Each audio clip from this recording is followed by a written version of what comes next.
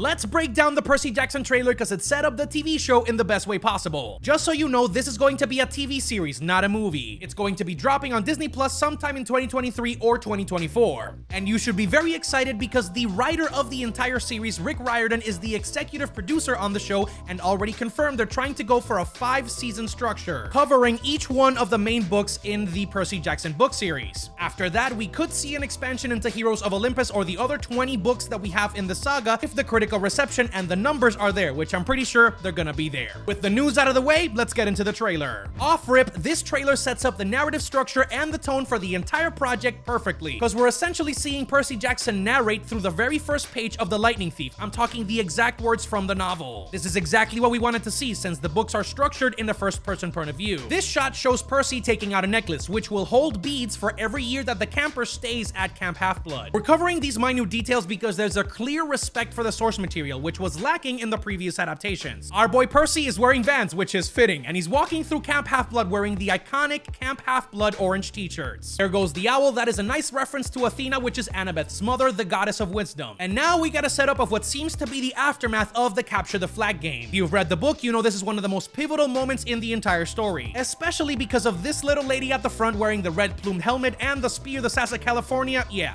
that is Clarice LaRue, Ares' daughter. Everybody seems to be staring at Percy, which leads me to believe this is the moment after he gets claimed as the son of Poseidon. Before we continue, I need to let you know I'm gonna be covering this series as soon as it comes out, and I'm giving reviews for each one of the books, so make sure that you subscribe with the notification bell on so you know exactly where to find it. Now it's getting saucy because we're getting our first sneak peek at Camp Half-Blood, especially the cabins. We have one on the left, which looks to be the one for Apollo, and of course the one on the right, which is Cabin 6, aka Athena's cabin. Finally, we get the money shot at Cabin 3 painted in green and blue. Finally get to see Walker Scobell basking in all his glory as he walks up to Cabin 3, which is for his father, Poseidon. There's actually a really cool Easter egg in this frame as well. If you look closely, on top of the columns in the archway, there are some wave patterns carved into the marble. And these are almost exactly identical to the wave patterns that we see on the alternate covers for the Percy Jackson book series. Bet you didn't know that. If that doesn't deserve a like, I don't know what will. This last shot is really important because it is set in the rain, and the only major plot point that we see in The Lightning Thief taking place in the rain with thunder happening above is the fight between Percy and the Minotaur. Which, spoiler alert, I'm gonna give you a couple seconds. 1,